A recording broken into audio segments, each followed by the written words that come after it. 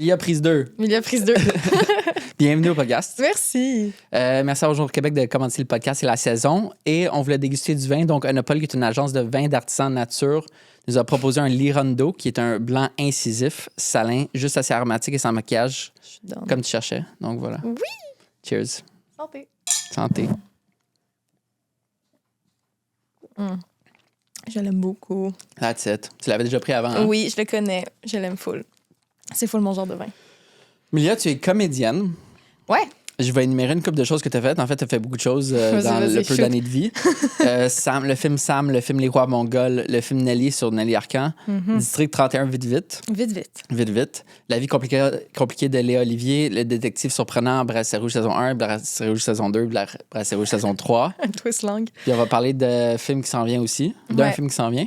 Ouais. On s'est rencontrés sur Bracelet Rouge saison 1. On s'est rencontrés sur Sam. On s'était Ah ouais! On s'est rencontrés sur Sam. C'était-tu la scène au poste de police? J'étais pas là au poste de police, mais genre, t'as fait des photos à l'hôpital? Non. Ou je mélange avec bracelet? Parce Ouais, que tu c'est des mélanges avec photos bracelet. d'hôpital aussi. Parce que Sam, c'est ça, j'allais dire que Sam, même si j'étais sur le film 2 jours, On s'est pas croisés. en stagiaire, tu sais, Ouais, parce que je voulais essayer ça, la photographie de plateau. ouais, exact. Mais t'étais dans le film, mais je On s'est suivais pas croisés. Pilon, principalement. OK. Ben d'abord, je mélange avec hôpital, parce qu'à un moment donné, des shows d'hôpital, il Ouais, y en c'est a ça. beaucoup. Oh, c'est vrai, ça va être tannant de tout le temps se faire. Pas casser Ouais. pour des rôles d'hôpitaux, là, mais dans le sens de Non, jouer non, des mais- personnages proches en termes de temps aussi. Ouais, exact. Puis là, on s'est vu sur Bracelet Rouge saison 1, saison 2. Yes. J'ai arrêté après la deuxième, j'ai pas fait la troisième. Puis là, cet été, on a tourné pendant un mois au Bas-Saint-Laurent puis en Gaspésie. Fanny Oui. Cloutier, Oui. puis on va en parler, mais qui est un film qui va sortir 2025. Ouais. T'as-tu plus de dates par rapport à ça? Printemps 2025, on n'a pas de date exacte encore, mais j'ai eu la chance d'assister au montage No récemment. way! Ouais, Yann, il m'a invité en salle de montage. Puis, je veux dire, travailler avec Yann, tu le sais, c'est pour ça Ouais. que tu as commencé la photographie Attends, de plateau. faisons une là. parenthèse. Ouais, Fanny Cloutier, oui, c'est un film basé sur les romans de Stéphanie Lapointe, Exact. ancienne académicienne, exact. juste pour que les gens puissent connecter. Mhm. Puis dirigé par Yann Englund, qui j'imagine, c'est le réalisateur avec qui tu as le plus travaillé de ta vie. Oui, exact. 5 projets, je pense. 5 projets. C'est 5 notre projets. 5e projet Fait que ensemble. t'as fait Sam, Bracelet Rouge, 1, 2. J'ai fait Rematch. Rematch, qui va sortir, qui va sortir j'espère, éventuellement aussi. qui est sorti en Europe, mais qui n'est pas encore sorti. Exact, c'est HBO anglophone sur le premier match d'échecs entre un ordinateur et un être humain. Fait que, Puis ça, j'ai fait des photos, mais t'étais pas là Non. des journées que... exact, les on photos. sait. Fait qu'on travaille sur plein de projets, Mais mais c'est ça. les projets de Diane, finalement. En fait, la majorité, maintenant que je pense, la majorité des productions sur lesquelles j'ai fait des photos, t'étais dedans. Eh ben, Fou, hein? ouais, c'est fou quand même. Fait que film qui est comme un... C'est pas un film pour enfants, Non, c'est vraiment tout âge. c'est tout âge. Comme ouais. Yann le dirait, c'est Harry Potter 4, 5, 6. Ou E.T., mais Oui, sans le mais- extraterrestre. Exact. Puis t'es la comédienne principale là-dedans. Ouais, c'est fou ça. Donc, t'as assisté au montage. J'ai assisté au montage récemment, il y a quelques semaines, puis c'est fou avoir une collaboration avec un director, un réalisateur où est-ce que tu peux échanger autant puis apprendre en même temps. C'est un peu comme à la fois un mentor, à la fois un ami, à la fois quelqu'un que j'admire énormément puis que je pense que veut pas lui aussi à sa façon, puis sans me lancer des fleurs, là, mais fait que je veux réaliser aussi. Puis je lui avais dit à quel point je voulais être impliquée dans le processus. Puis il me dit, ben, tu viendras en salle de montage. Puis j'étais comme, c'est comme sacré, là, une salle de montage. Tu vois pas des images du film si c'est pas après à la première ou whatever. Puis ben, c'est ça, j'ai été. Puis je suis allée 3 jours. Pas juste Wow! comme une journée, là, il m'a invité 3 jours. Puis il me dit, tu reviendras en montage de son, puis en mix sonore. Puis tu viendras voir comment on fait la composition de la musique. Fait que je suis comme vraiment associée au projet et ce, genre, à travers toutes ces étapes. Puis c'est très rare pour une actrice principale d'être autant investie. Mhm.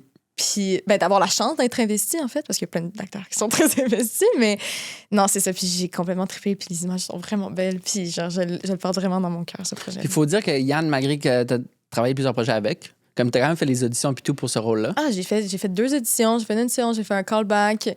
comme il t'a pas juste appelé « Hey, viens sur mon film Non, puis genre, tu sais, tout le monde m'appelle Mimi sur un plateau, puis genre en édition, il m'avait dit, je me forçais pour pas t'appeler Mimi, puis t'appeler Milia pour que ça soit égal pour tout le monde, puis pas qu'il y ait de favoritisme, puis genre, tu sais, il était comme, ah, j'ai vu tes ouais, on n'en parle pas tout de suite. On va concentrer sur la scène, puis genre, comme, à chaque fois, you gotta earn it, puis c'est comme, Non, mais il y a pas de passe-droit. Clairement, on s'aime vraiment beaucoup. Puis j'adore travailler avec lui. Puis on a une très belle chimie. Mais non, il n'y avait pas de passe-droit. Puis je suis encore plus contente de ça. Moi aussi, ça me donne l'effet que Ça je doit être travaille fou pas. un réalisateur qui voit ton talent, qui est comme, je cash in sur cette personne-là et je l'implique dans tous mes projets. Tu sais, ça doit tellement être un sentiment qui est vrai puis qui est puissant à l'intérieur de son cœur Ouais. et de sa tête pour comme de voir en toi quelque chose de spécial. Qu'est-ce que tu penses qu'il voit de spécial en toi? Ben, je pense que ça lui appartient de ce qu'il voit de spécial en moi. Je pense pas que je peux répondre pour lui, mais je peux répondre ce que moi je vois de spécial en lui, par Dis-le. exemple. Ouais. Son ouverture puis son leadership, pour moi, c'est tellement important d'avoir un réalisateur qui fait que tout le monde est connecté ensemble sur un plateau. Puis c'est ce qui fait vraiment que j'adore travailler sur ces projets, c'est qu'il y a personne qui laisse derrière, que ça soit aux gens qui font la circulation dans la rue, à ton actrice principale. Tout le monde a le même traitement. Puis pour moi, je l'admire énormément pour ça. Puis la manière dont il dirige aussi, il est tellement investi. C'est derrière son moniteur, tu l'as vu plusieurs fois, mais c'est comme un enfant avec un jouet dans ses mains. Il a son mini-moniteur, puis il regarde les images, puis genre, tu sais, des fois, comme, dans les scènes, genre, il est comme un peu là, puis je le vois dans mon champ de vision, puis il est comme, ah! Puis je suis comme, Yann, je te vois, puis il est comme, non, non! Puis il est tellement présent, puis genre, c'est juste, à chaque fois que j'ai la chance de travailler avec lui, c'est vraiment spécial. Quelque chose qui est fou, c'est que je suis rentré dans le monde du cinéma puis de la télé via Yann. Mhm. Puis son leadership qui est tellement incroyable, qui est tellement positif, qui est tellement dans la bonne humeur, qui est tellement dans l'écoute, qui est tellement dans la bienveillance, qui est tellement dans l'égalité. 100% tout le temps. Il est tout le temps là, tu sais, sans caféine, Sans caféine, sans sucre, sans Sans alcool. thé, sans alcool, Ouais, sans rien. Sans rien. C'est vraiment une performance athlétique pour lui, on dirait. Oui, ben c'est un athlète. Ouais, c'est ça. Ouais. Puis on dirait que ça le set the bar pour Tout le monde. toutes les autres. Ben, Ouais. au sein d'un plateau, oui, mais aussi pour moi, set the bar en termes de qualité du leadership. Qu'après, j'ai fait plusieurs autres productions avec différents réalisateurs. Puis pour de vrai, j'ai décidé d'arrêter d'en faire, sauf si c'était Yann. Parce qu'avec Yann, c'est tellement une belle expérience positive. Ouais, je Puis comprends. avec les autres, c'est un peu plus comme un numéro. Surtout quand t'es technicien, tu sais, Oui. un photographe, c'est considéré un technicien sur un plateau. Puis je n'ai que du positif à dire sur Yann. C'est Ouais, moi vraiment aussi. incroyable. We can go on and on pour 1h30 si on veut, mais ça. Puis on en a déjà parlé brièvement. Tu sais, moi, j'ai juste vu Yann réaliser. Ouais.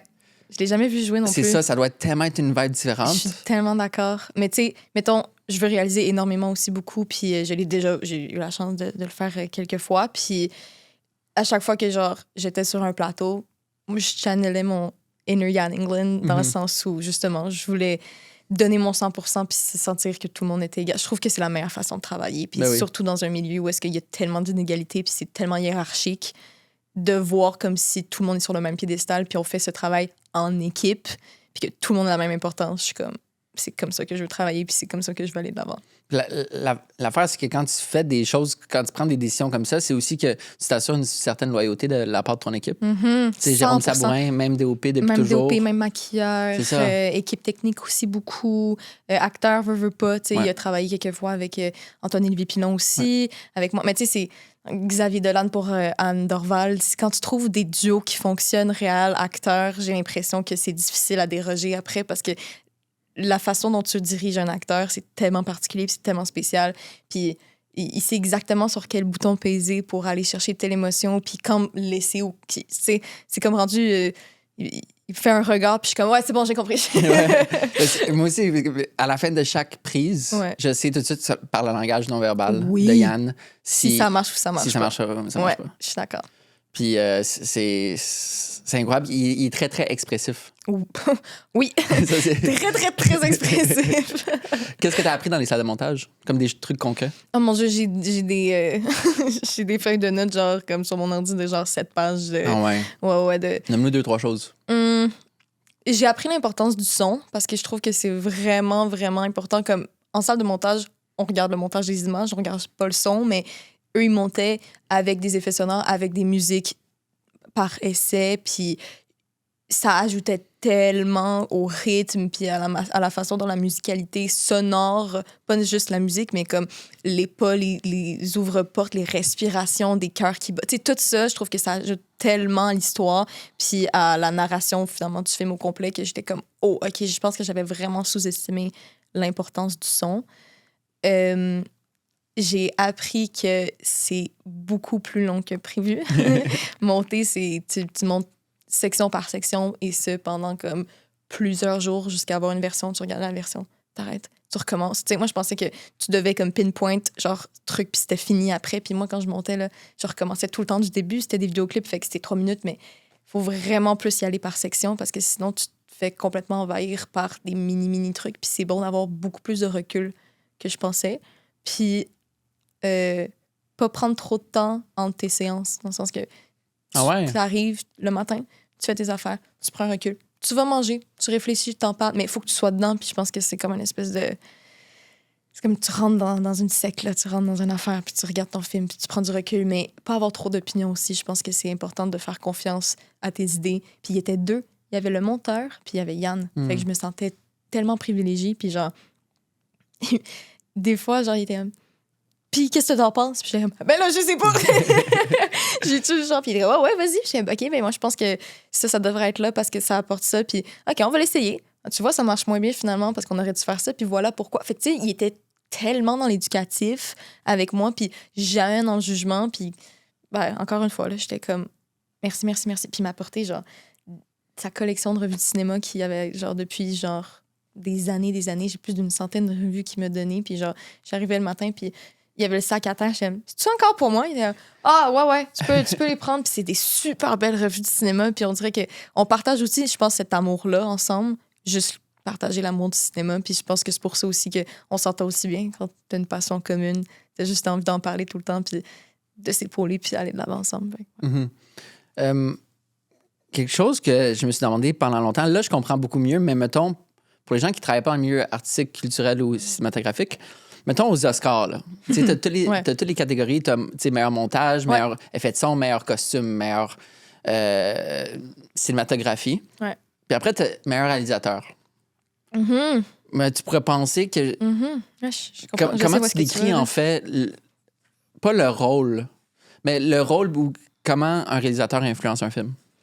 Ben moi, je vois le réalisateur comme un chef d'orchestre, dans le sens où il y a la vision globale, mais il pourrait pas tout faire tout seul, dans le sens que j'ai pas de connaissances en montage, je sais pas quel cut marche mieux, puis chaque input de chaque personne sur le plateau, que ça soit justement de ton chef coiffeur qui va te proposer... C'est toi qui, en tant que réalisateur, qui a la vie finale, mais dans le sens que je pense que être un réalisateur, c'est justement savoir jauger quand t'interviens puis quand t'interviens pas, puis c'est comme vraiment un chef d'équipe, être capable de rassembler tout ça puis d'avoir une vision globale et genre finale ensemble quand tu vas tout rassembler ces morceaux-là, qu'est-ce que ça va faire. Mais effectivement, tu touches à tout le long quand tu dis quand le réalisateur « ouais, c'est mon projet », c'est pas pour rien, là, c'est vraiment son projet, mais c'est le projet à tellement d'autres personnes puis il a juste aiguillé, je pense, tout le long. Fait que c'est pour ça que c'est beaucoup de pression aussi. Un exemple concret, première journée de Fanny Cloutier à Montréal qu'on a tourné, t'avais pas encore porté ton sac à dos.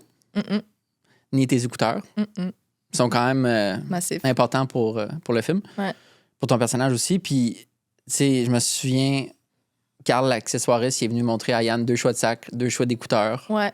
Puis là, boum, il était même. Ouais. Ça, j'étais comme... Puis, tu sais, dans le sens que tu l'as eu tout le long, après, le sac. Puis, il flash en plus, justement, le sac. Là, c'est comme le sac de ses aventures après. Puis, ouais, non, c'est ça. C'est des split second decision qui t'amène tout le long, puis c'est ça, puis faut pas que tu prennes une éternité à choisir, il faut que tu sois au but, puis il faut que tu aies une vision précise, puis que tu rassembles tout le monde ensemble. J'imagine la sobriété, ça doit tellement aider. Je suis tellement d'accord. Parce que t'es tellement plus clair dans tes idées. Pour la sortie de mon premier livre Travailleur, j'avais fait comme 1 mois ou 2 mois sans alcool, puis combiné avec la méditation tous les jours. Je me sentais comme Superman. Ouais, non, tu te sens comme un super-héros. Là. T'es comme, oh mon Dieu, la vie est tellement plus claire. C'est ça, c'est littéralement de la clarté, parce qu'on oublie que l'alcool, c'est juste fait pour te rendre plus lousse, tu sais, comme te rendre moins clair, littéralement. Ouais. Fait que, quelque chose de fascinant que tu m'as dit pendant le tournage de Fanny Cloutier, je t'ai demandé... En fait, tu m'as dit, les photos de moi quand je joue, ça me dérange pas, parce que c'est pas moi. Ouais. quand beaucoup de personnes ont certains angles qu'ils préfèrent ou certaines manières de se faire poser. Ouais. Puis Adélaïde, qui est comédienne aussi sur le film, est comme « Wow, tu viens de me sauver des années de psychothérapie. » Ouais. C'est quand tu as eu ce déclic-là par rapport à ton image visuelle puis ton image quand tu joues un personnage? Ben, je pense que grandir sous la caméra, c'est tout le temps se voir. Dans le sens que j'ai commencé à faire ça, j'avais 7 ans, 8 ans. Fait que j'ai grandi en me regardant.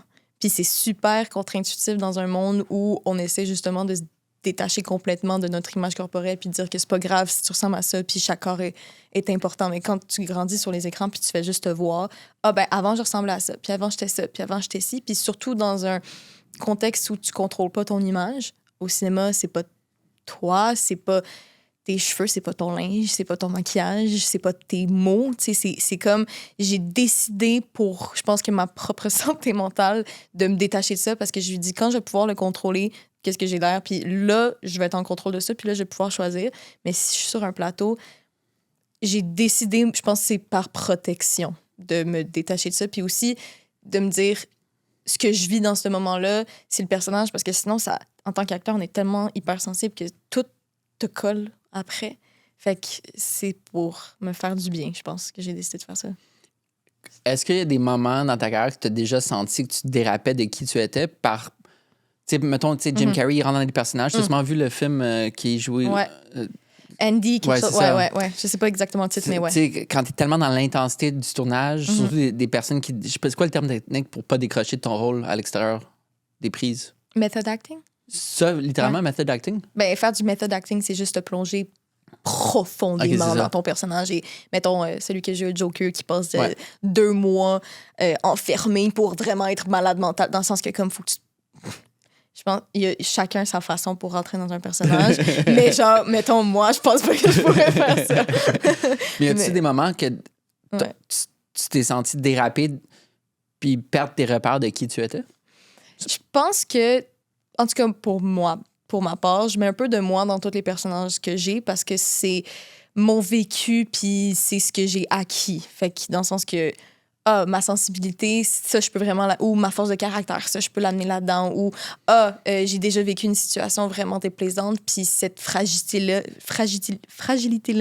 ou ce drame-là, ben là, ça va amener la grande tristesse à travers ce personnage-là. Fait que, veux pas, après ça, quand tu joues, il y a des petites parties de toi dans chacun de tes personnages. Fait que quand t'as un personnage après, c'est sûr qu'il t'en redonne. Mettons, par exemple, j'en avais déjà parlé, mais le personnage de Lou dans Les Bracelets Rouges a fait face à la maladie mentale, elle a le trouble de... La personnalité limite. Exact, le TPL, Ouais. trouble de la personnalité limite. Puis ça fait que j'ai été vraiment, vraiment en lien avec ça. J'ai travaillé pendant 3 ans avec quelqu'un qui pétait des crises puis qui se laissait complètement aller puis qui avait... Puis là, ça m'a appris à gérer mes émotions puis ça m'a appris à faire face à la médicamentation aussi puis genre à apprendre des tips and tricks sur comment que c'est correct de vivre avec une émotivité puis avec une grande sensibilité puis de s'accueillir là-dedans. Fait que dans le sens que dans des personnages, oui, il y en a qui me reviennent à moi, mais je pense que j'en prends plus comme des petites leçons. Mettons, Fanny, ma leçon, c'était que peu importe c'est quoi ton passé, ça va toujours faire partie de toi.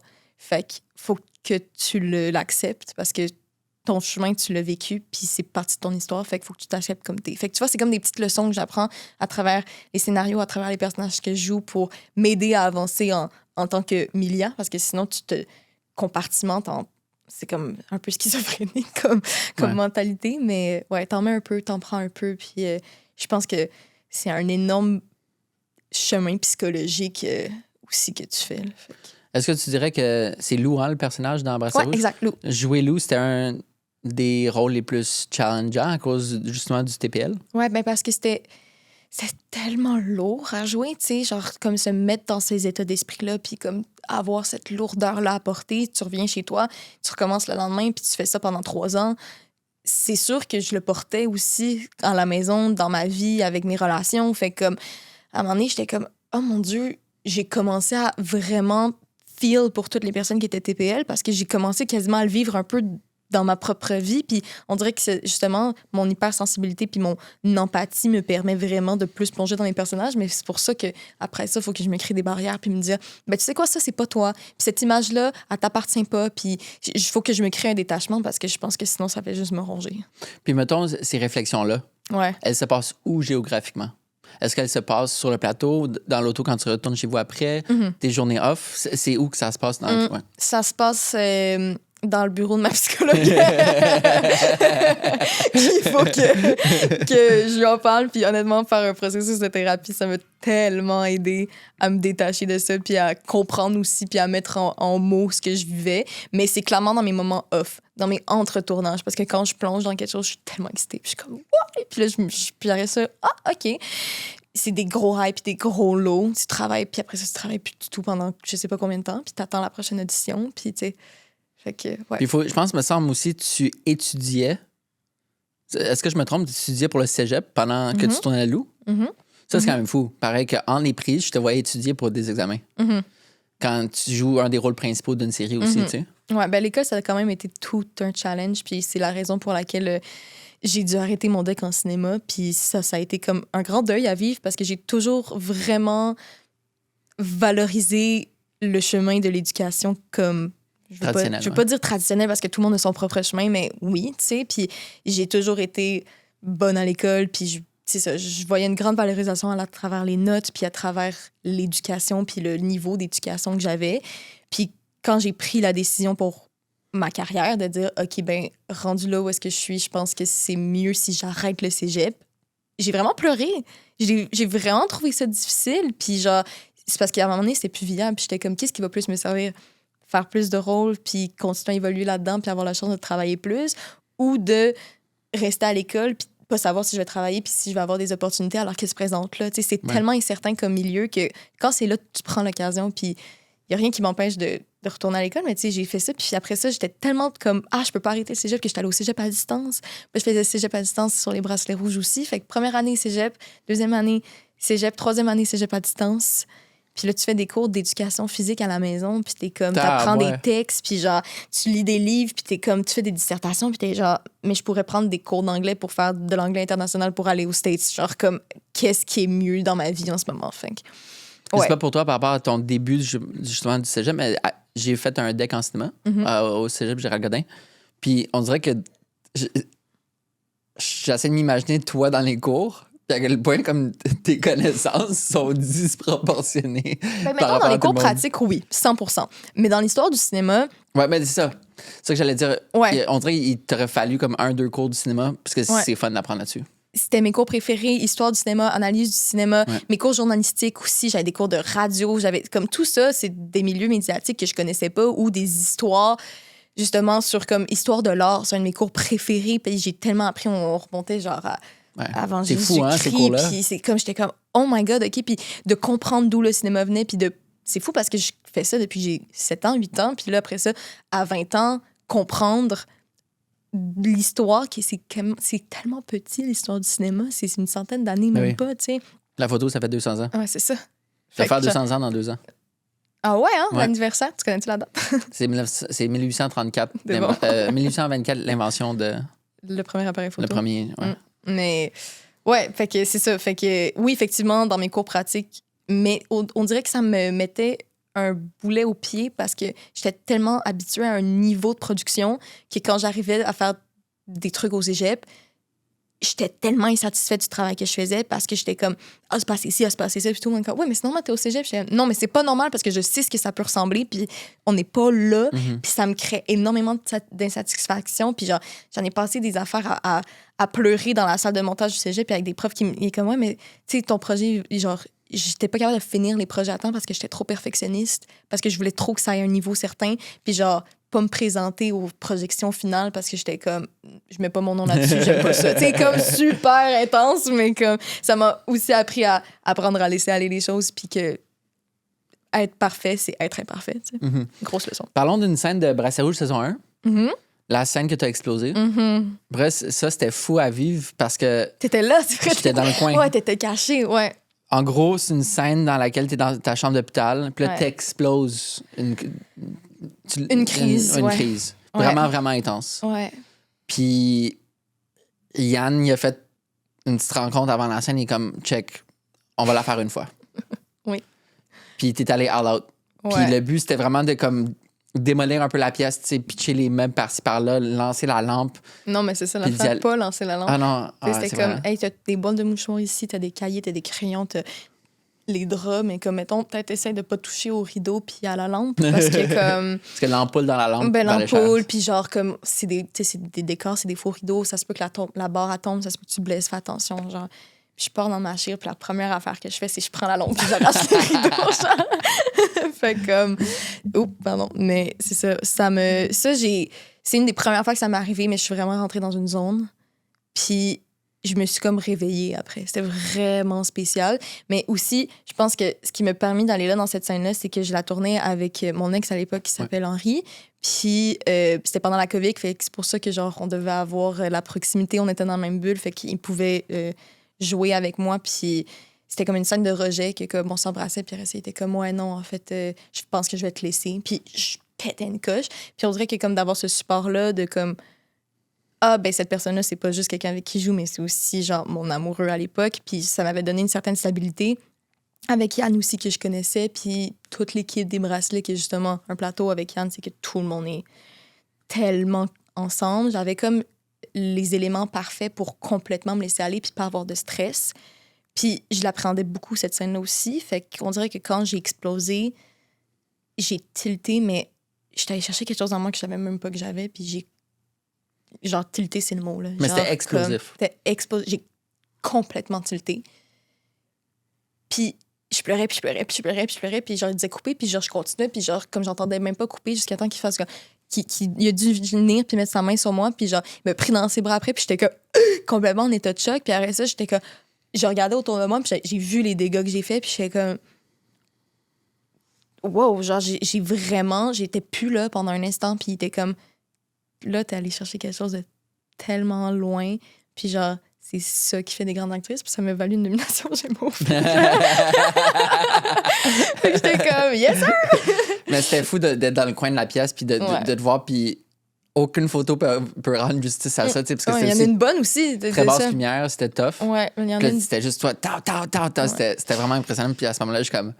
Wow, j'arrive pas à croire que j'étais à la même pièce quand t'as vécu ça. Ouais, c'est fou, hein? Ouais. Comment t'as réussi à pelleter? Je savais même pas que t'étais là. Ouais, mais Tu t'imagines à quel point... Oui, ben... Ouais. Mais aussi ça. Ouais, c'est ça. Les deux ensemble. Les deux ensemble.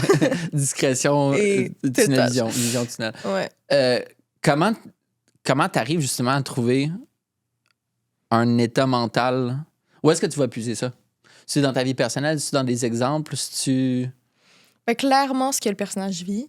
Puis genre, je l'ai défait sur moi. Fait que là, c'était se faire rejeter. Puis dans le sens que comme se faire rejeter, veut pas, on l'a tout déjà vécu. Fait que c'est un sentiment qui nous est... qu'on connaît, mettons. Fait que c'est sûr que comme tu projettes des affaires que toi, t'as vécues dans ta vie, mais je vais pas penser à la mort de mon chat si mon chum me laisse dans l'histoire. T'sais, comme, je vais pas faire des corrélations comme ça. Je vais toujours par rapport à, mettons, ma mère, elle meurt, ben je pense que c'est ma mère qui meurt. Fait que comme, je prends ce que le personnage vit, puis je le rapporte à moi. Mais ce qui est dangereux en faisant ça, c'est que tu te fais du mal beaucoup par rapport à quelque chose qui est pas vrai. Puis, tu sais, j'en ai déjà fait des cauchemars après, justement, ma mère qui meurt. Genre, après ça, je me réveillais en panique. Puis, genre, j'appelais ma mère. J'étais comme, ça, elle était comme, ouais, je suis là, je suis là. Puis, tu sais, comme mentalement, se faire, genre, valoriser à travers une émotion vraiment, vraiment forte sur, comme ton milieu de travail. Hey, félicitations, bravo. Genre, comme t'es vraiment allé chercher quelque chose de loin. Mais après ça, dans ta vie personnelle, tilter de même ou péter une crise de même, mon Dieu, elle est donc bien folle, mon Dieu, genre, tu sais, pas qu'elle est folle, mais c'est super mal vu des grandes émotions, puis vivre de l'intensité. Fait que c'est super confrontant parce que, comme, t'essayes de pas aller piger dans ta vie personnelle pour pouvoir vivre ça, mais en même temps, c'est sûr que tu vas piger dans ta vie personnelle. Fait que c'est que, je pense que plus je grandis, puis plus je travaille, j'essaye le plus possible de me détacher de ça puis de vraiment m'ancrer dans un personnage pour justement me créer cette barrière-là puis me permettre d'évoluer en tant que Milia puis en tant que les personnages avec lesquels je joue. Puis il me semble que tu m'avais déjà dit que cette scène-là, justement, ça t'avait pris un moment à récupérer après. Ah ouais, 100%. Genre... Raconte-nous, c'était quoi après? Ben, quand la scène est finie... C'était la dernière scène de la journée, là, ouais, au moins. Ouais, l'horaire avait bien été fait, là, mais comme dernière scène de la journée, puis genre, comme, je suis retournée dans l'auto après, puis comme, parce qu'on a la chance d'avoir des transports pour se faire amener à la maison. On ne conduit pas, mais je pense même pas que j'aurais pu conduire, honnêtement. C'est comme si ta t'apprends un choc. C'est comme quand t'es en choc, tu sais. Ouais. Fait que genre, tu te fais démaquiller, puis tout le monde est comme bravo, bravo, puis t'es comme. Tu sais, cette espèce de fébrilité-là, puis cette panique-là, puis c'est ça que je dis qui est vraiment conflictuel à voir parce que c'est comme tu te fais tellement valoriser à travers ça. Puis après ça, justement, des nominations, puis des prix, puis oh my God, est tellement bonne d'être allé chercher ça. Puis après ça, dans ta vie personnelle, ben non, il faut vraiment que tu contrôles tes émotions, puis il faut vraiment que tu essaies de... Je fais beaucoup d'anxiété aussi. Fait que comme, ah non, mais tes crises de panique, c'était un peu intense, pourquoi tu paniques? Tu sais, c'est comme... Bref, fait que genre, cette journée-là, j'ai pris un bain, je pense. Je pense que je suis revenue chez nous, puis j'ai écouté un film, puis j'ai mis genre un film niaiseux pour genre justement me défaire. Puis comme le lendemain, genre je tournais pas le lendemain. Mais comme tu sais, si tu fais des affaires de même, puis tu tournes le lendemain, ben tu recommences. Puis là, tu te remets dans une autre affaire. Puis genre, j'ai vraiment été comme fatiguée. Je pense que j'ai dormi comme un bon genre 9h, 10h. Wow. Puis comme après ça, j'étais OK, reprends les textes parce que sur le lendemain, je tournais. Puis on repart. Tu sais, c'est comme, c'est rendu un peu... J'en ai fait aussi sur Fanny des grosses scènes, puis le lendemain, on continuait, puis j'étais comme, cool! Elle est derrière moi, on continue. Est-ce que c'était la plus grosse scène, la scène la plus intense que tu as jamais tournée? La scène de crise de Brassard Rouge? Ben, c'est la scène où est-ce que je pense que je suis allée le plus loin. Ouais. Mais la plus intense, je sais pas, parce que je pense que l'intensité va dans le jeu quand tu le partages avec quelqu'un. Puis là, ça, c'était une crise comme solitaire. Puis je pense que comme les moments les plus intenses, c'est quand j'ai comme eu une véritable connexion vraiment, vraiment pure avec un acteur ou une actrice qui était devant moi. Ça, c'est des moments vraiment intenses. Fait que honnêtement, j'aime encore plus partager que quand t'es vu en solo, mais je pense que j'aime ça. Je suis une fille de gang. Fait que je pense que j'aime ça partager ces moments-là. C'est qui 3 personnes avec qui tu as eu des scènes vraiment incroyables, que tu as senti une folle connexion? Wow. Éric Bruno, sur Fanny Cloutier. Sur le bord de l'eau à la vieille maison? Ouais. Sur le bord de l'eau à la vieille maison, on a vraiment vécu de quoi. Les deux, on se regardait et on était comme... Oh! Ça, c'était en début de journée en plus. Ouais, c'était en début de journée. Ça, c'était vraiment intense. Mais c'était beau aussi. Ouais. Jean-Philippe Perra, sur un show qui s'appelle Captif, que je suis sa petite fille qui se fait kidnapper puis que, genre, il doit m'avouer des choses, sinon, genre, je vais me faire tuer, tu sais. Fait que, puis genre, comme moi qui pleure, puis que lui qui pleure, puis que comme on vit vraiment quelque chose, puis on se regarde droit dans les yeux, puis après ça, on était comme, yo, t'es-tu correct, genre? Fait que... Est-ce que c'est lui qui joue dans L'Empereur? Ouais, exact. Ok, c'est lui, ouais. Ouais, exact. Fait que vraiment, vraiment fou avec ça. Puis Anthony Terrien. Ah ouais? Ouais, sur les bracelets aussi. On a vraiment vécu une connexion spéciale, puis genre, les deux, on se regardait, puis on est comme, j'aime ça jouer avec toi. Ouais, voilà. Ah, c'est fou. Grandir devant les caméras. Ouais. Plus de positif ou de négatif? Mais plein de choses parce que ça te permet de grandir dans un monde d'adultes puis d'avoir accès à plusieurs opportunités qui, peut-être, si tu commences à jouer plus tard, t'as pas. Mais en termes de comme confiance en soi, comme développement personnel et psychologique, plus négatif. Mais en même temps, j'aime tellement ce que je fais puis il n'y a jamais personne qui m'a forcé à faire ça, là, dans le sens que je dansais dans mon sol, puis j'étais toute petite, puis je voulais faire des spectacles. Puis j'étais vraiment quelqu'un qui voulait faire de la scène. Je faisais du patinage artistique, je faisais de la compétition gymnastique. Pas compétition, mais genre des shows de gymnastique.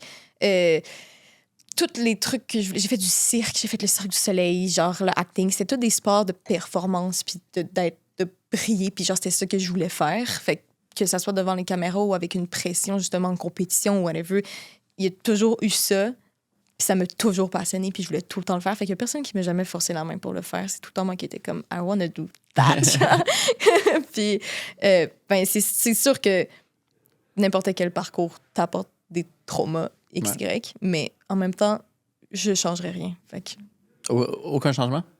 De mon parcours? Absolument pas. Toutes les choses que j'ai fait m'ont permis d'apprendre un peu plus, puis j'ai eu des opportunités de fou pour l'âge que j'ai, avec travailler avec des gens extraordinaires, puis on dirait que j'ai la chance de travailler. Là. J'ai eu un projet après un autre. Il y a des gens qui travaillent jeunes, qui travaillent plus après, qui n'ont pas travaillé jeunes, qui travaillent vieux, puis c'est fini après. Tu sais, genre, je suis juste vraiment chanceuse. Là. J'ai comme, oh, quelle bonne étoile. Fait qu'on dirait que non, je veux pas changer le parcours. Rien n'arrive pour rien. Tout est aligné, l'effet papillon, ça, c'est ça. C'est fou maintenant de côtoyer des comédiens, tu sais, qui ont commencé jeunes, à quel point leur maturité n'a aucun sens. Tu sais, toi, Antoine Lévy-Pilon, c'est vraiment, vraiment fou. Parce qu'on dit, tu sais, rappelle-moi ton âge. J'ai 22 ans. C'est ça. J'ai dit entre 21 et 23. Mais ça n'a aucun sens, la maturité dans la vie. On dirait que comme je parle à une personne de 35 ans, tu sais. Ouais, mais on est allé prendre un verre, puis genre, comme, justement, comme à un moment donné, je parlais, t'es là, puis t'es comme, t'as 22? Puis j'étais comme, ouais. Et wow, what the fuck? Ouais, ça m'a vraiment pris par surprise. Ouais, Parce ça que m'arrive souvent. c'est vraiment pas ce que tu dégages. Mais en même temps, l'âge pour moi a toujours été un concept. Puis genre, Ouais. quand j'étais plus jeune, justement, être dans un milieu d'adultes, je voulais tellement avoir 18 ans. C'est comme... Parce qu'on dirait que tout le monde, « Oh mon Dieu, t'es donc bien jeune. Oh mon Dieu, t'es donc bien ci. » Puis justement, c'est surprenant. Puis tout de suite, ça te place dans une case. Alors que comme chez mes parents, on a toujours été... Genre, j'habitais, quand j'étais chez mes parents, avec ma mère, mon père, mes 2 sœurs en bas dans une duplex. Puis en haut, ma tante, mon oncle, mon cousin, ma cousine. Puis c'est très, très intergénérationnel. Puis j'ai jamais eu de difficulté avec les adultes. Puis on a toujours partagé ça. Puis ma mère puis sa sœur, ils ont 10 ans de différence. Puis c'est des meilleurs amis. Puis ils se partagent toutes leurs amis ensemble. Avec ma petite sœur du milieu, on a toute la même gang d'amis aussi. Puis comme ma cousine en haut aussi. Fait que genre, tu sais, c'est quand même sur 4 ans d'amitié. Puis tout le monde s'entend bien avec tout le monde. Puis j'ai été élevée, on dirait, là-dedans. Puis quand j'arrivais sur le milieu de travail aussi, parler avec des adultes, interagir. Fait qu'on dirait que l'âge n'a jamais été un concept que genre, ah, t'as tel âge, donc tu devrais être rendu là dans la vie. Non, tout le monde vit des expériences différentes, puis ça fait... La maturité ne dépend pas de l'âge, en fait. Quelque chose, ça me fait réfléchir, c'est que moi, mettons, mes parents sont plus vieux que la moyenne, surtout mon père. Puis j'ai tout le temps dit que ça m'a amené une plus grande maturité. D'avoir côtoyé, tu sais, plus de baby boomers dans ma vie. Tu sais, quand j'étais adolescent, j'adorais converser avec des baby boomers. Mais là, je suis en train de réfléchir à voix haute, vu que tes parents sont vraiment jeunes. Est-ce que d'avoir des parents jeunes, justement, qui t'intègrent plus à leurs activités de vie, t'amène aussi une certaine maturité par la présence que tu sois là? Ben, je pense que oui. Tu sais, ma mère, tu sais, aujourd'hui, j'ai l'âge que ma mère, elle avait quand même eu. Which is crazy dans ma tête, tu sais, de penser que, genre, en ce moment, je pourrais être enceinte, puis comme, je suis pas rendue là, vraiment pas. Mais de me dire que, ah oui, quand elle avait mon âge, moi, j'étais dans son ventre, puis comme, c'est sûr que, veux pas, tu continues à évoluer, puis tu continues à apprendre avec un enfant. Puis je pense que ça, ben, il n'y a pas de comme ma vie avant les enfants. On a toujours fait partie de sa vie. Puis elle nous a toujours, genre avec mon papa, elle nous a apporté en voyage. Ils nous ont fait vivre des expériences. Genre, je suis allée en Indonésie quand j'avais 14 ans. Puis ma sœur en avait 12. Puis, tu sais, genre comme... Toujours nous amener partout dans des shows, dans des festivals, peu importe. Puis c'est sûr que, veux pas, ça nous permet de voir la vie d'une différente façon. Puis peut-être maturer, mais je pense que chacun... L'éducation, c'est ça encore une fois, je sais pas, je réfléchis à voir aussi, mais on dirait que l'âge, que ça soit plus vieux ou plus jeune, c'est juste une expérience de vie finalement. On va retourner sur ta famille après, parce que c'est vraiment intéressant, ta famille. Mais quelque chose que tu as dit par rapport à ton perfectionnisme dans les cours de cégep, tu m'avais déjà dit, tu m'as dit cet été que c'est difficile pour toi de partager les projets que tu réalises. Tu as comme un dilemme interne de partager des créations que tu réalises. Pourquoi? Ben parce que justement, je fais tellement partie de productions qui sont à un niveau plus, que quand tu arrives, tu as un standard que tu pas atteint quand tu as mon âge, puis quand tu as mes connaissances, puis genre comme t'essaies de faire quelque chose, puis t'es comme, pourquoi ça ressemble pas à ce que je fais d'habitude, tu sais? Puis c'est super confrontant parce que, justement, t'as envie que ça soit aussi bon. Puis je pense que ça m'a pris vraiment longtemps, comme j'ai dit pendant tellement longtemps, ouais, je suis en écriture d'un court-métrage, mais je pense que j'écrivais une ligne, puis je l'effaçais, puis j'écrivais une ligne, puis je l'effaçais, puis j'étais comme jamais satisfaite. Puis dans les dernières années, j'ai vraiment appris la leçon, genre, apprendre à laisser aller les choses, puis c'est normal de se foirer, puis c'est normal d'essayer, puis c'est normal de faire des erreurs, puis il n'y a jamais quelqu'un qui a, genre, fait le premier truc, puis c'était parfait. Ça n'existe pas, puis genre, je pense que c'est pour ça que je me convainc beaucoup en disant ça aussi, mais qu'il faut que je me lance puis j'aille de l'avant, parce que on dirait que je veux pas, je commence de plus en plus à avoir un espèce de nom qui est comme reconnu, puis on dirait que si je mets mon nom par rapport à une réalisation que j'ai faite, c'est « Ah oui, elle est bonne dans ça ou elle est bonne dans ça. » Oui, ça donne pas le niveau, finalement, au niveau de la réalisation. Puis c'est tellement quelque chose qui me passionne, puis c'est tellement quelque chose que je veux faire que j'ai peur, genre. C'est une peur. Ça vient vraiment d'une peur du regard des autres, puis que ça soit pas bien reçu, puis que c'est tellement le milieu que t'aimes, puis dans lequel t'as grandi, puis que t'as évolué, puis ce que tu veux faire, puis finalement, ben ça va être moins bien reçu, puis c'est correct, puis ça se peut, puis ben, t'en refais un autre après. Mais c'est tellement de temps, puis c'est tellement d'efforts. Mais ouais. Qu'est-ce que tu penses que tu peux faire concrètement pour passer par-dessus ça? Juste le faire. Tu le fais, puis je pense que honnêtement, t'entourer des meilleures personnes possibles. Parce que si tu te dis, ah non, mais je veux pas aller chercher telle ou telle personne parce que je suis pas rendue là. Non, comme tente ta chance, puis appelle la personne que t'admires, puis que t'as envie qu'il travaille avec toi. Puis si ça fonctionne pas, ben c'est pas grave, ça va être le prochain projet. Puis au moins, tu vas avoir essayé, puis tu vas avoir mis les meilleures chances de ton côté pour créer l'équipe parfaite. Je pense que dans mon petit trousseau, c'est ça, c'est d'avoir les meilleurs outils. Donc, ouais. J'ai réfléchi à voix haute encore une fois, mais on dirait que mon livre Saison de Montréal, c'est le plus gros projet photo que j'ai jamais fait. Puis c'est vraiment le projet qui m'a forcé à accepter de changer de chemin en cours de route, de laisser aller. Parce que juste l'idée était tellement ambitieuse que l'exécution était vraiment difficile. Ouais. C'est en sorte qu'il fallait juste que j'accepte que ça n'allait pas être exactement parfait comme j'aurais voulu. Donc, on dirait que peut-être plus le projet est gros, plus que tu n'as pas le choix de laisser aller. C'est 100% Parce que ça. un petit projet, c'est peut-être facile de tout contrôler. Mais plus que le projet est gros, plus que, tu sais, t'as pas une emprise sur chaque petit recoin d'un projet. Non, puis il y a tout le temps un réalisateur qui a fait un film qui a moins bien fonctionné, puis on a fait un autre après, puis on l'oublie aussi, puis les gens sont pas... Toi, tu le sais dans ton histoire, t'es comme, ah ouais, ce projet-là, c'était pas super. Mais comme, en tant que tel, le rencontre des autres, on s'en fout, là. Puis c'est vraiment quelque chose que je dois travailler, mais comme, c'est vrai que tu le regardes, puis ils vont avoir leur opinion, mais à partir du moment où est-ce que toi, t'es fier, puis que toi, t'es content de ce que t'as fait, puis c'est pour ça que je pense que je suis ma plus grande critique. C'est difficile de me satisfaire. Puis ouais, c'est grave. Je suis comme, ouais, non, mais c'est pas grave, merci quand même. Mettons, dans ton désir de vouloir réaliser éventuellement, quelle proportion c'est de la réalisation de qu'est-ce que tu écris puis de la réalisation de qu'est-ce que tu n'écris pas? Je comprends pas la question. Tu sais, mettons, tu peux écrire un court-métrage puis tu le réalises, ou tu peux écrire un vidéoclip et le réaliser. Ouais. Est-ce que tu veux tout le temps aller dans cette optique-là ou tu veux aussi réaliser des textes d'autres personnes? Ouais, 100%. Ben, le travail de table à 2 ou à 3, plusieurs scénaristes m'intéresse beaucoup parce que je pense que, comme justement, dans l'esprit de tout vouloir contrôler, je pense vraiment que la force du monde peut vraiment faire quelque chose de super, puis qu'un esprit meilleur, 2 esprits meilleurs qu'un. Mais aussi avoir juste un scénario, puis pouvoir mettre en image que quelqu'un a imaginé aussi, je trouve ça génial. Mais tu sais, en ce moment, j'ai pas la crédibilité pour demander à quelqu'un de m'écrire un scénario puis de le réaliser non plus. Fait qu'il faut que je le fasse par moi-même, puis après ça, je vais faire « Ah, OK, t'as quelque chose, puis hey, ça te tenterait-tu de travailler là-dessus? » Puis là, je vais faire « Oui! » Puis ça me tenterait énormément parce que ben, c'est encore plus cool, je pense, on dirait, d'avoir un scénario vraiment béton puis vraiment solide qui est comme t'as un peu plus de détachement puis tu peux apporter ta propre vision après à travers l'image parce qu'il y a 3 écritures à un film. Il y a l'écriture scénaristique, il y a l'écriture visuelle puis il y a l'écriture au montage dans ma tête. Puis c'est sûr que si tu en fais 3 sur 3, ben c'est assez tunnel vision comme truc, alors que tu pourrais apporter plusieurs autres couches qui feraient que le projet serait meilleur. Tantôt, j'ai écouté la bande-annonce. Je pense que ça s'appelle La Dernière Communion, une nouvelle émission qui va sortir sur Télé-Québec.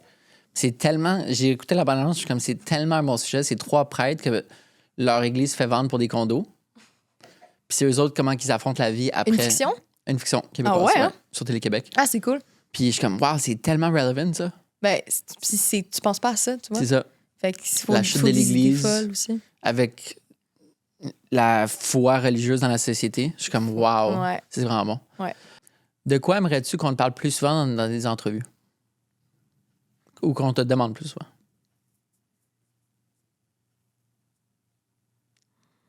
Ben, clairement, on parle tout le temps du cinéma, which is complètement normal.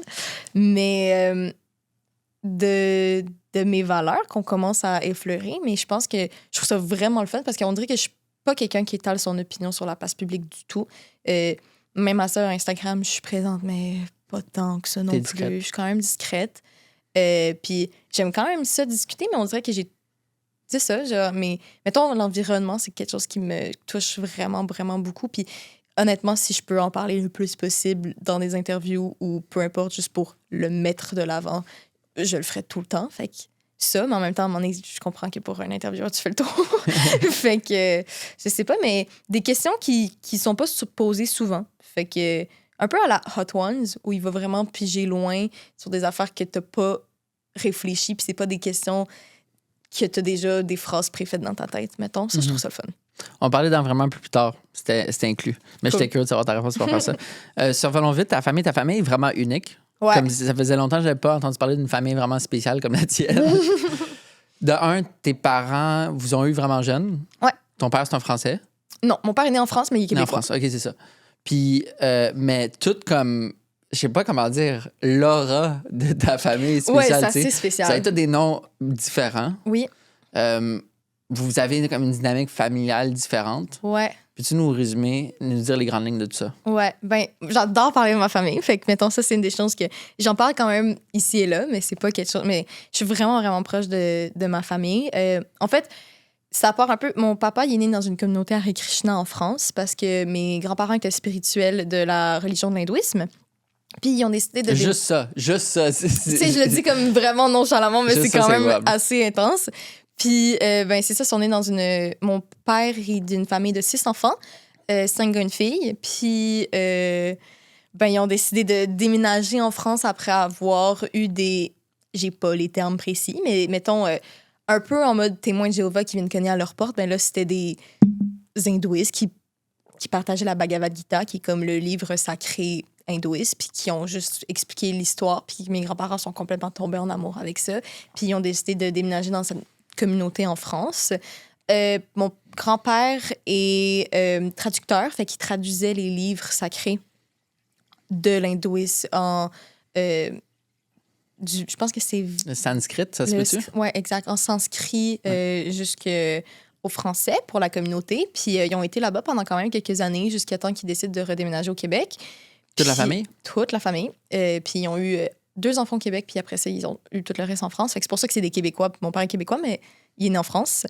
Puis quand ils sont redéménagés au Québec, ben, il était dans une situation assez précaire, dans le sens que c'est les années 80, 90, ils n'ont pas beaucoup d'argent. Ils sont 6 enfants, ils habitent dans un de ces quartiers-villes en arrière d'un Saint-Hubert, puis c'était pas facile tout le temps. Puis mon père est allé au cégep, puis il a rencontré ma maman, qui, elle, venait de Ville-Mont-Royal avec mon grand-père était notaire, ma grand-mère femme à la maison, mais designer aussi. Puis ma mère, elle a ils sont 3 filles. Fait que toujours dans un esprit que les deux, ils ont toujours été très, très proches de leur famille, puis c'était des grosses familles. Puis ils se sont rencontrés, puis ils ont tombé en amour, puis ils ont tombé en amour ils se sont rencontrés à 17 ans, puis C'est là, fou. ça fait 25 ans cette année qu'ils sont ensemble. Puis on a eu une autre. On exclut la personne qui parle, mais notre petite famille, de moi, ma soeur et ma petite sœur. Puis on habite dans un duplex. Justement, ma tante en haut, c'est la sœur de ma maman. Puis eux, ils ont leur compagnie de design ensemble. Mon papa travaille en construction, chargé de projet surintendant sur des projets de construction. Mon oncle est architecte, fait qu'ils sont vraiment tous dans le domaine de l'immobilier puis du design. Ma grand-mère aussi. Puis moi et mes sœurs, pas du tout. Les 3, parce qu'ils ont juste toujours encouragé à faire tout ce qu'on voulait. Fait que si c'était le cours de ski, de patin, de gym, de natation, peu importe, ils disaient oui. Puis, ben, ça l'a stické acting, mais tu sais, dans le sens que j'ai jamais vraiment pris de formation, j'ai jamais vraiment pris de cours. C'était comme, tu veux faire ça? OK, c'est quoi qu'il faut faire? Internet, comment devenir actrice, être dans une agence. OK, aller rencontrer l'agence, avoir le bébé, Shanti, ma petite soeur, dans les bras, puis l'autre qui est comme moi, qui est genre, bonjour, je veux faire ça, tu sais. Puis qui ont décidé de. Mon agent, qui est encore mon agente à ce jour, ils ont fait, OK, j'y prends les 2. Puis ma mère était comme, ah, ben, je sais pas si elle veut faire ça. Puis Shanti était comme, ouais, je vais faire ça aussi. Puis c'était comme, oh, right, faire des auditions. Puis on arrivait tout croche après l'école. Tout le monde, les petites filles étaient comme les tresses full bien faites, toutes lichées. Puis genre, moi, j'avais appris mes textes un peu boboche, on the side. Ma mère était comme, t'es connais-tu? J'étais comme, ouais, j'y connais. Puis j'allais, puis je le décrochais. Puis genre, ma mère était comme, comment? J'étais comme, je sais pas, je voulais faire ça. Puis ça a toujours été ça. Ma mère était là, était derrière moi, mais c'était tout le temps nous qui voulions. Puis ça l'a décroché de cette façon-là. Mais c'est ça, on est tout le monde ensemble. Puis j'ai grandi tout le monde ensemble. Puis non, j'adore ma famille, justement, la force du nombre, la générosité, le partage, s'écouter, l'écoute, la communication, tellement important dans des grands groupes. On soupe tout le temps, tout le monde, les 9 ensemble à la table. On voyageait, les 9 ensemble. Est-ce que ton père est encore religieux? Non. Dans le sens qu'il n'est pas athée. Il croit en l'univers et à la force de quelque chose, mais il croit pas du tout en Dieu, puis il prie pas. Mais mettons, mon grand-papa, oui. Mon grand-papa, il a les toges blanches, puis il écrit encore. Puis il nous impose pas du tout cette religion-là, mais c'est des valeurs plus que mon papa il a eu, comme, mettons, justement, le partage, l'écoute, pas parler en mal des autres, le karma, tout ça, que honnêtement, je valorise encore dans ma vie à tous les jours. Puis j'ai comme cette spiritualité-là qui m'a été inculquée sans pour autant être quelque chose que c'est comme j'y crois, puis c'est ça, puis il n'y a rien d'autre. T'sais. Est-ce qu'il y avait il y a beaucoup de décorations hindoues dans la maison familiale? Ben, ma mère est en design, fait que c'est quand même assez moderne. Il y a des petites affaires ici, puis là. Mettons, notre chalet, ma tante, elle habite à Bali. La troisième sœur du côté de ma mère, elle habite à Bali. Puis, fait qu'on a quand même au chalet plusieurs œuvres balinaises à cause de ça. Puis, quelques trucs ici, puis là, que si tu connais, tu comprends, mais pas tant. Parlons de ton copain. Oui. Est-ce que je peux dire son nom? Oui. Arjuna Boucher. Au moment qu'on se parle, Ouais. on est au mois de novembre. Ouais. Il est présentement en train de traverser le Pacifique À la voile. à la voile. Chose qui est fucked up. Un grand aventurier. Un grand aventurier, ça, c'est sûr. Quelque chose qui m'avait marqué, que tu m'as déjà dit, c'est que quand vous êtes rencontrés, Mhm. lui était plus avancé que toi en termes d'expérience de vie, puis toi, tu étais plus avancé que lui en termes de carrière, D'expérience de travail. d'expérience de travail. Puis que tu m'as dit que votre but, c'était justement de ramener ça un peu au même niveau pour toi. Diagramme de Venn, dans le fond. Ouais, exact. C'était comment tout ça, justement, de... Ça t'a pris combien de temps à réaliser? Ben, en fait, non, pas une bonne question, parce que j'imagine que tu as réalisé vite son expérience Oui. de vie, mais comment vous avez essayé de faire, Ben, dans le sens de que vous trouver un point commun? c'est sûr que comme quand tu fais ça depuis que t'es petite, mettons, être actrice, puis que tu grandis là-dedans, puis tu vois un but, un peu comme un athlète qui veut aller aux Olympiques, puis qui connaît juste ça, puis pas qui connaît juste ça, mais qui a mis tout son temps puis son énergie là-dedans, puis qui veut juste faire ça. Quand tu veux quelque chose, tu t'amènes vers ce but-là. Au contraire, Arju, il savait pas exactement où est-ce qu'il voulait aller, et donc il a multiplié les expériences. Fait que dans moi, mon désir d'aller par là, j'ai focusé sur quelque chose, puis lui, son désir de comprendre d'autres choses, il est allé ailleurs. Puis ça le fait que nos chemins de vie étaient complètement différents. Puis on s'est rencontrés, mais on est quand même tombés en amour malgré nos bagages qui étaient complètement différents. Tu sais, j'ai tellement toujours... Pas qu'il est pas proche de sa famille, au contraire, il est très proche de sa famille, mais tu sais, moi, mon noyau familial était très, très, très intense. Puis lui, à 17 ans, il était parti en Gaspésie faire TTA. Puis moi, c'était inimaginable de penser que je pouvais, genre, partir pendant 4 ans, vivre une aventure solo. On dirait que j'étais tellement tout le temps avec ma famille que ça, au début, c'était compliqué. Puis lui, c'était comme, wow, de voir que j'étais établie, que j'avais des sous, que je savais ce que je voulais faire, puis que lui, il savait pas du tout où est-ce qu'il s'en allait. Il savait qu'il aimait le voyage, il aimait l'aventure, mais à partir du moment où est-ce qu'il savait pas comment le mettre ensemble, c'était difficile. Puis les deux, on s'est appris énormément, puis je suis vraiment reconnaissante pour ça, en tout cas, dans la relation qu'on a, c'est qu'il comme... Il m'a appris à me choisir plus à la place d'être avec un groupe puis penser aux autres. Fait qu'à me choisir plus puis à décider ce que Milia, l'individu, voulait être. Puis avec Arju, je pense que ce que je lui ai apporté, c'était justement de se concentrer puis de voir qu'est-ce qui pouvait arrimer avec ses passions pour en faire sa carrière. Puis il est tombé dans le documentaire. Puis justement, c'est pour ça que là, il est parti faire la traversée. C'est que il a pris tous ses petits sous, puis il s'est acheté son matériel. Puis là, il est parti faire la traversée du Pacifique à la voile. Puis c'est son premier projet en tant que réalisateur documentaire. Puis il m'a accompagnée dans mes premiers projets en tant que réalisatrice aussi. Puis genre, ce qu'on veut vraiment, c'est s'individualiser chacun de notre côté sans... tout en restant une équipe. Comment ça se fait, ça? Dans le sens que c'est d'avoir ses projets personnels, d'avoir ses projets communs aussi. Puis de tout le temps, malgré le fait que on a chacun notre affaire, rester proches, puis rester ensemble. Puis on fait quand même tout ensemble. Tu sais, comme le projet à la voile, il me l'avait proposé au début, puis j'ai fait comme, j'ai jamais fait de voile de ma vie, c'est impossible, je sais même pas si j'ai le mal de mer, genre, je sais pas si je m'en vais là. Puis après ça, il était comme, en fait, c'est tellement la meilleure chose possible parce que c'est tellement mon expérience, puis c'est ce que moi, j'avais besoin de vivre avec moi, puis je suis comme, c'est parfait.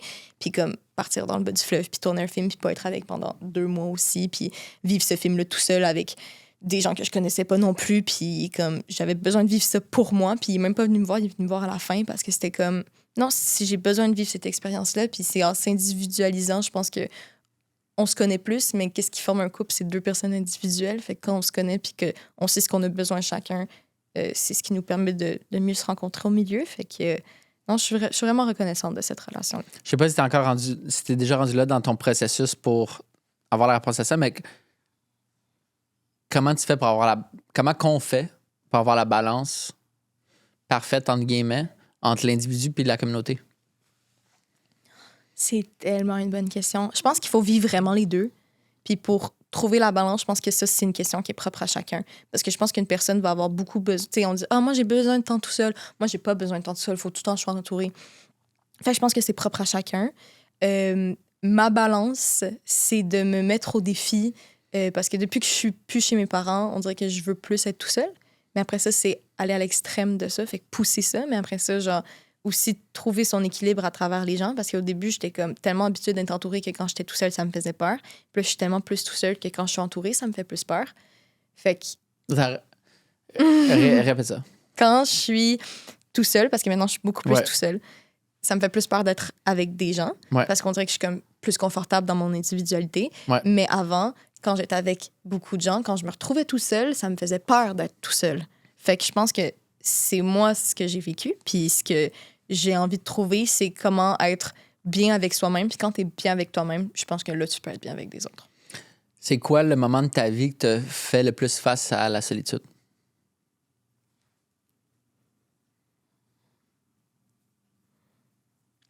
C'est pas parce que tu es entouré que je pense que tu peux pas faire face à la solitude.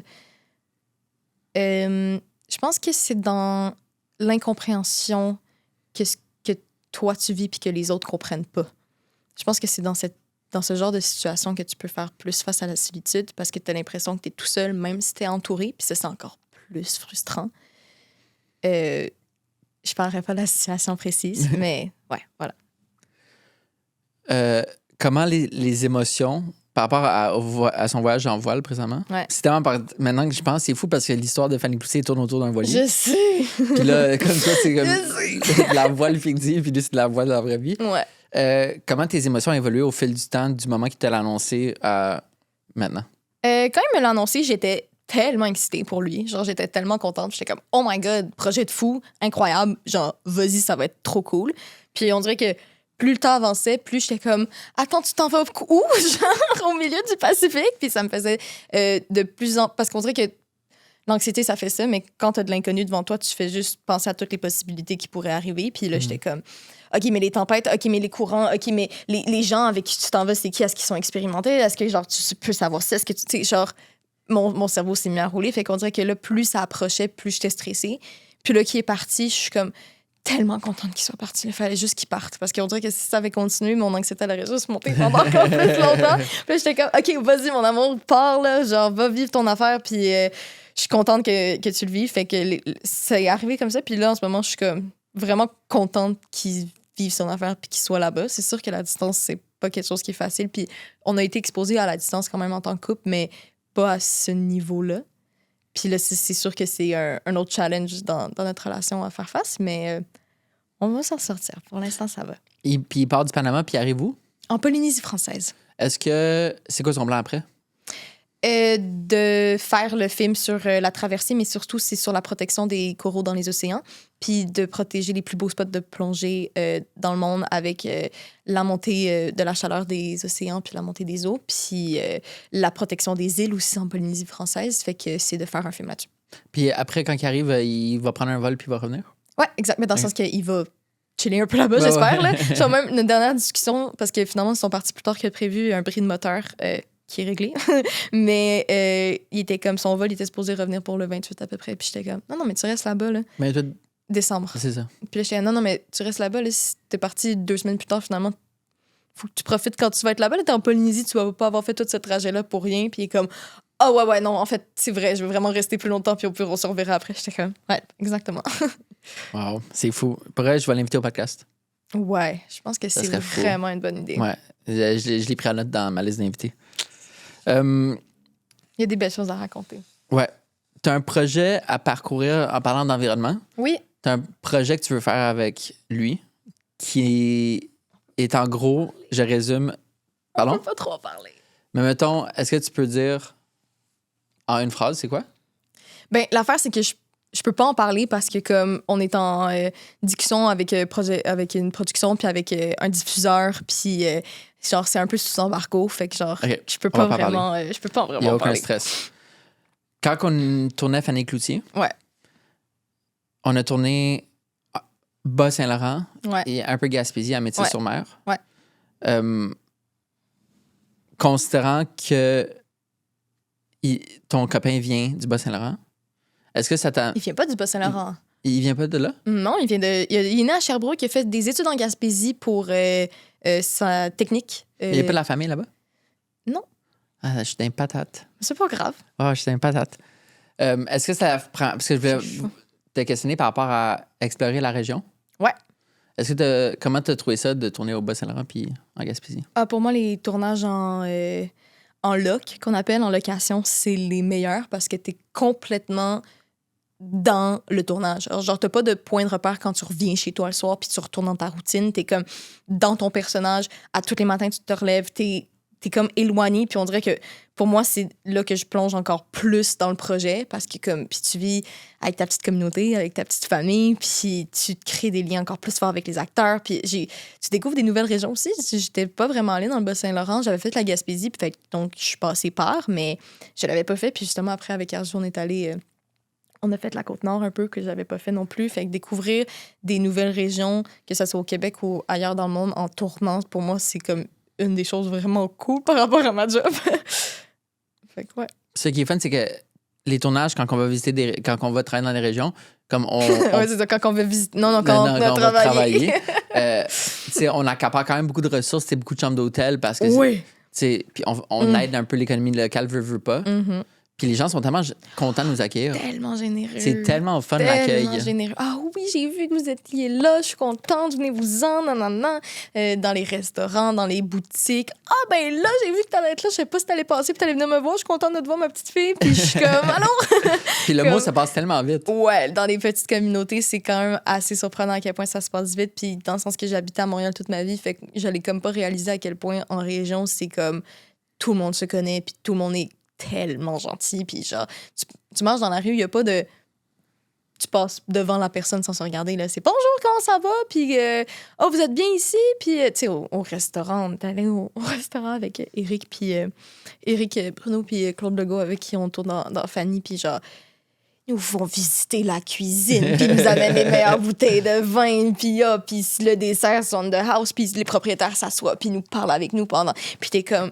Je suis tellement choyée, ça n'a pas d'allure que je vive ça juste parce que je fais un tournage dans la région. Tu sais, c'est comme... C'est une des meilleures expériences, là. C'est vraiment cool. Quelque chose que j'ai déjà entendu Stéphane Rousseau dire qui m'avait vraiment marqué, c'est il y a beaucoup de personnes qui ont de la misère. Mais en fait, je pense que beaucoup de personnes veulent devenir connues, mais quand t'es connu, t'es comme non, je préfère la vie de pas être connu. Tu sais, il y a comme ce paradoxe-là. Puis je pense Michael Jordan, dans son documentaire... Je l'ai pas vu, mais... Il dit, c'est comme, il y a un moment, c'est juste zéro fun de devenir connu, surtout à ce niveau-là. Ben, Michael Jordan, c'est une autre affaire. Mais tu sais, Claude Legault, mettons, au Québec, ou Véronique Cloutier, les grosses têtes. Ouais. Puis Stéphane Rousseau, il est comme, non, moi, j'adore ça parce que n'importe où que je vais, dans n'importe quelle pièce, je peux m'asseoir à n'importe quelle table.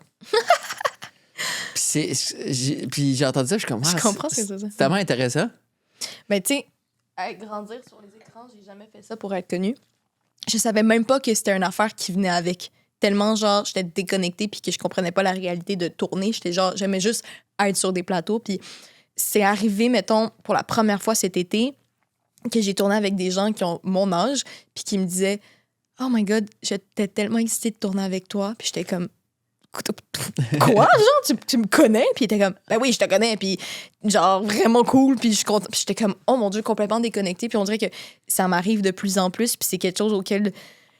Ben, je fais face, puis justement, comme, tu sais, j'avais un rendez-vous médical l'autre jour, puis comme, j'étais tout croche, puis là, madame, je vous aime beaucoup dans les bracelets rouges, puis j'étais comme, ah, Chris, c'est dans des moments de même que tu souris, puis t'es content, mais ça m'arrive, en fait, maintenant. Avant, ça m'arrivait pas du tout que, genre, j'étais pas down de pas me faire reconnaître, puis maintenant, ça commence à m'arriver, puis je suis genre, je trouve ça ingrat de penser ça, tu sais.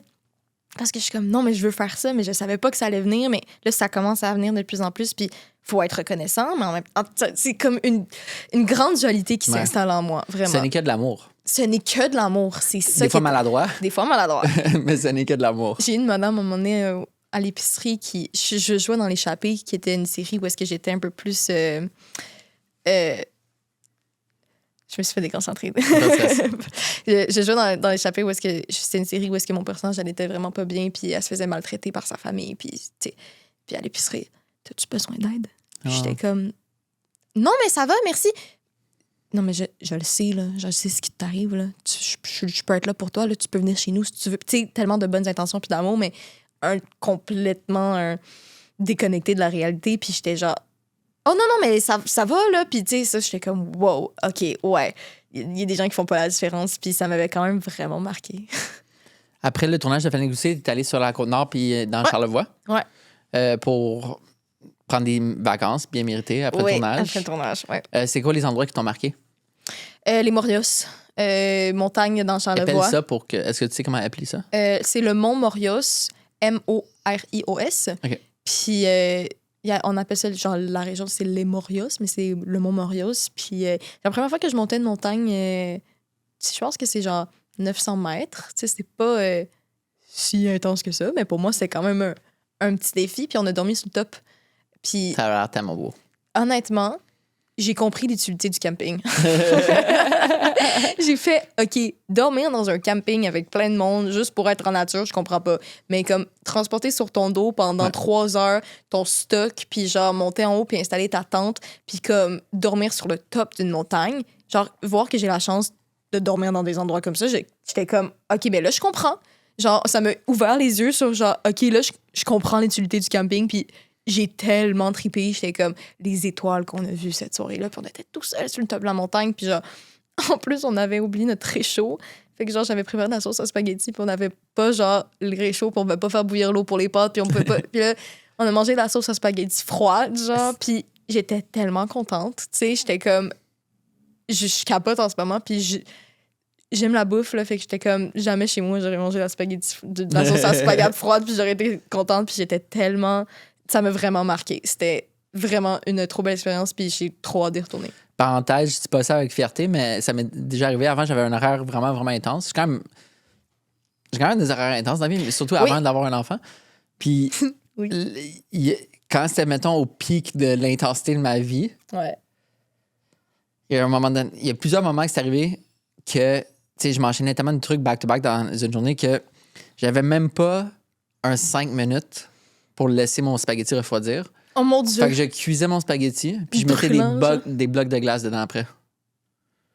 Fouille-moi pourquoi. Comme j'aurais pu juste le réchauffer à moyenne intensité. Oui, c'est ça, maintenant, en parlant, j'aurais pu dire ça. J'aurais pu faire ça. Mais ouais, fait que je comprends le spaghetti froid. Ouais. Puis l'autre affaire, c'est que je trouve que collectivement, on nous vend beaucoup le luxe comme étant les hôtels 5 étoiles. Tu sais, les gros restaurants, UP et tout, mais...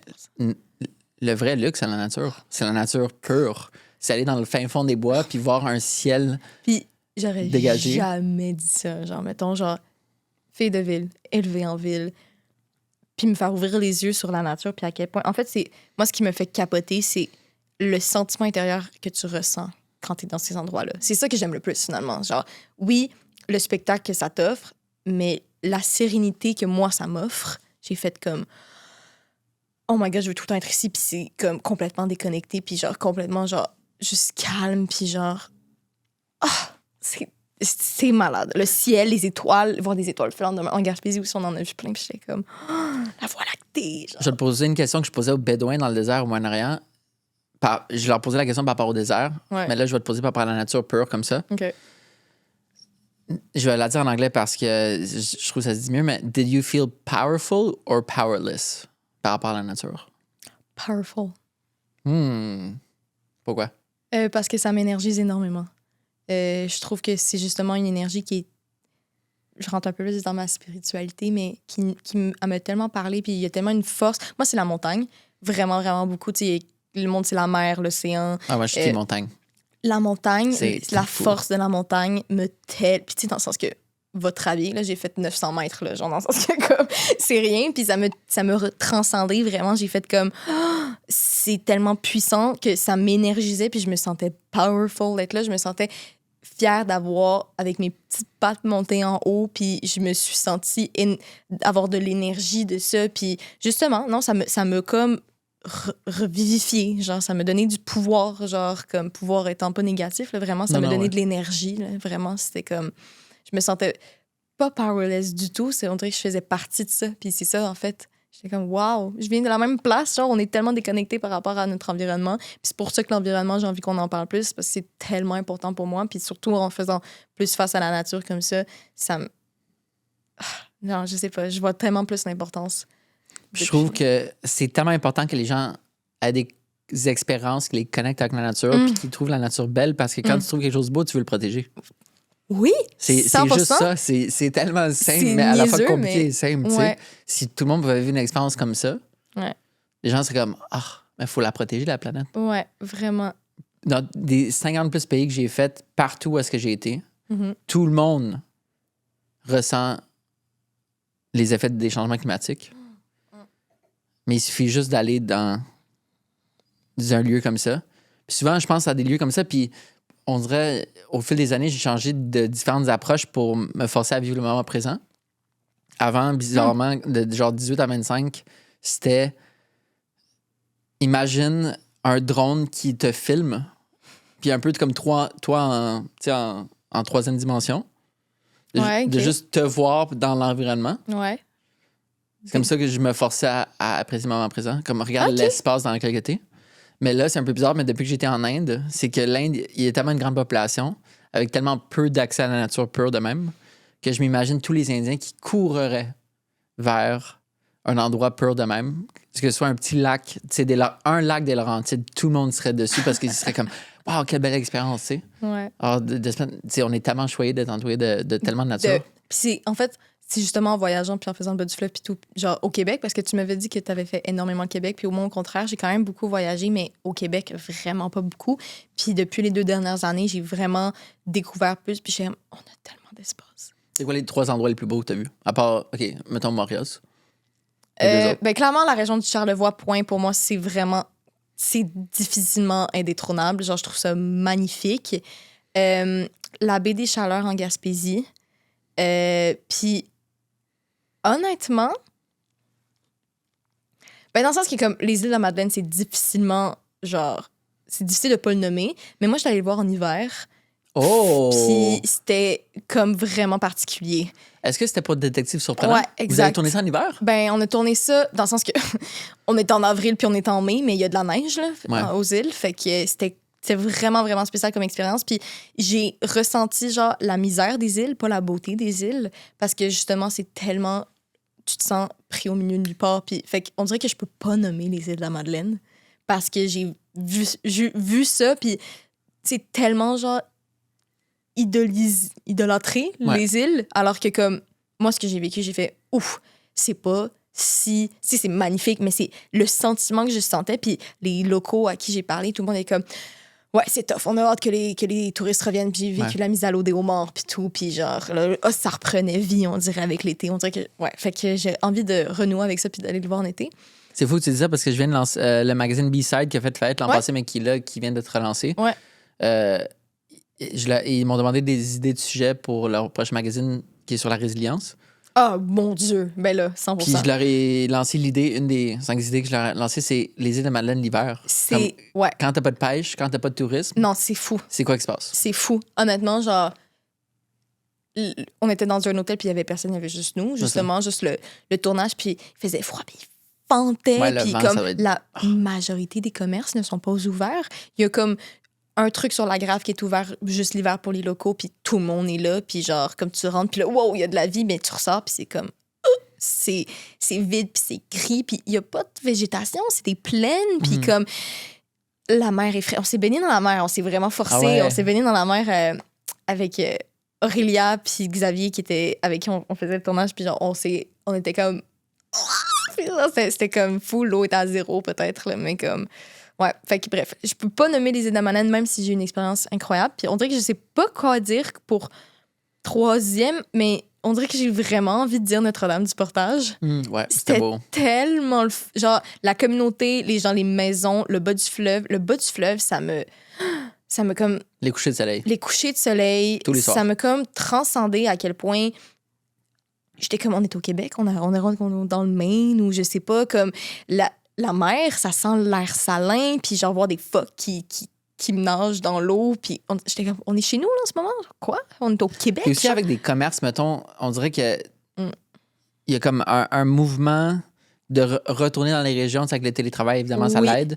Mais Ouais. aussi, tu sais, des commerces avec un soin esthétique comme la pizzeria des Battures. Tu sais, c'est tellement un bel endroit C'est sur à le côté- bord de l'eau. Le cimetière, il Des était petites cute. crèmeries. C'est le plus beau cimetière du Québec. C'est comme honnêtement, je suis retournée quand mes parents sont venus Ah ouais? parce qu'on tournait des scènes de Fanny Cloutier dans ce cimetière-là, puis je suis retournée avec mes parents, puis comme on a pris un moment dans le cimetière puis dans l'église, puis ma mère elle, c'est une des plus belles églises que j'ai vues, alors qu'on en a vu genre en Italie, genre les grandes, puis celle-là là, il y a tellement de charme. On sait que c'est ça, c'est le charme de cette petite ville-là qui me Annie, ouais. la productrice, m'a dit que c'était le seul cimetière qui sont trouvés sur le bord de l'eau au Québec. Ah ouais, hein. Ben honnêtement, je serais dans d'être enterrée là. Littéralement, genre avec la vue puis le fleuve, puis comme on a tourné une scène là-bas aussi, puis j'étais même pas supposée pleurer dans le scénario, puis ça m'a juste pris à la gorge, puis Wow. genre comme j'ai versé des larmes, puis c'était des larmes de comme ah, c'est malade, genre j'avais aussi un peu genre c'est vraiment vraiment spécial comme endroit. Ouais, le fleuve, les maisons, on rentrait dans les maisons, Ouais. puis comme t'avais la vue sur l'eau. Puis là, c'était pendant les feux à Jasper, fait qu'on voyait même pas l'autre côté de la rive. Ouais. C'était comme juste smog, du gros smog avec le soleil orange. C'était tellement spécial. Non, vraiment. C'est le bas du fleuve, c'était... Tu sais, il y a Rimouski aussi, qui est malade. Ouais. Ouais, voilà. Mélia, merci d'être venue au podcast. Je suis vraiment contente. Merci beaucoup. Moi aussi. C'était une très, très belle discussion. Merci d'avoir ouvert ton cœur et d'avoir partagé tout. Qu'est-ce que tu as partagé? Merci de m'avoir accueilli. Je te souhaite une longue carrière prolifique Je me le souhaite aussi. avec une certaine stabilité. Certaines stabilités. Avec pas de deal si tu veux pas de deal d'influenceuse. Lâche pas, t'es bonne. Merci. Plein d'amour. Thank you, Yeah! Samantha.